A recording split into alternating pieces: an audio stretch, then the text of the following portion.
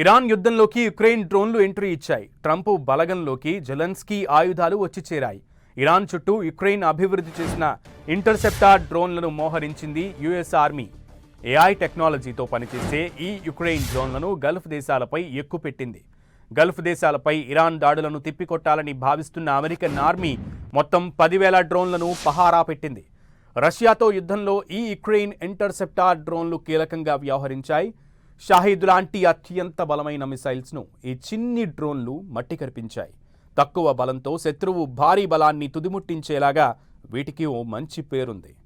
షాహీద్ లాంటి మిసైల్స్ను గాల్లోనే ఇవి పేల్చివేసేలాగా రూపొందించారు యుక్రెయిన్ సైంటిస్టులు.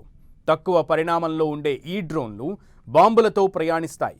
ఏఐ టెక్నాలజీతో సెట్ చేసిన మిసైల్ను ఈజీగా టార్గెట్ చేస్తాయి. నేరుగా మిసైల్ పైకి దూకి మసి చేసేస్తోంది. ఈ డ్రోన్లు ఇప్పుడు మిడిల్ ఈస్ట్ వార్లోకి ఎంట్రీ ఇచ్చాయి.